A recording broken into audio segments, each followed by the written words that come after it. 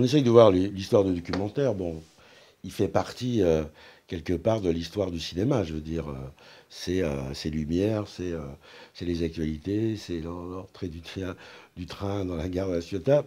C'est d'un seul coup, on est réel, on n'est pas dans une fiction, c'est pas un faux train, c'est un vrai train, mais la manière dont il est filmé, simplement, le point de vue, tous les gens ont eu peur que ce train, la première fois qu'ils ont découvert cette image, ils ont l'impression que le train allait les écraser et qu'il était réel, même s'il était en noir et blanc, des choses comme ça. Donc, je veux dire, ça, il y a toujours eu des documentaires qui étaient plutôt de l'actualité, mais qui étaient du réel, où des gens filmaient le réel plutôt que, disons, du cinéma de fiction.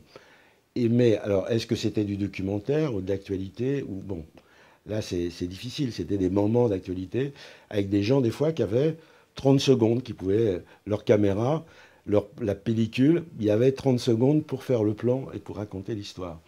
Donc, c'était pas forcément évident, mais c'est un vrai challenge.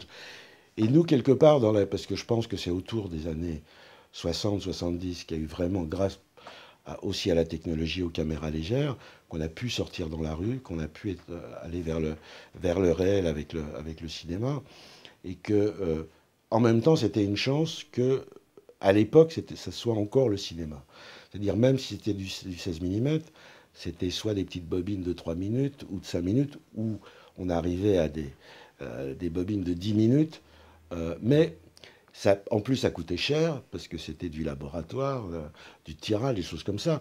Donc, c'est-à-dire que quand on faisait un plan et quand on faisait un documentaire, ça obligeait forcément, même pour des raisons financières, de faire extrêmement attention, de réfléchir, de concevoir son plan, de pas simplement tourner.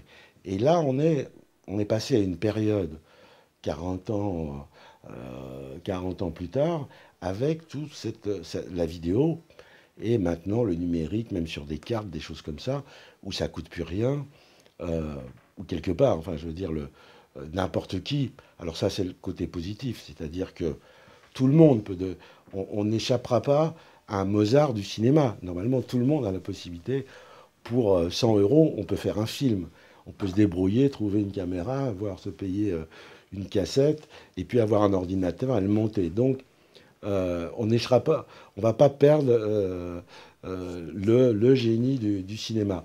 Mais l'autre problème que ça pose, c'est que comme ça coûte rien, comme ça peut tourner pendant des heures, du coup, il y a pas la même conscience de chaque plan. Et on se dit, et des gens disent, oh bah, moi je fais un film, je vais faire un film sur une année, et puis après on verra au montage.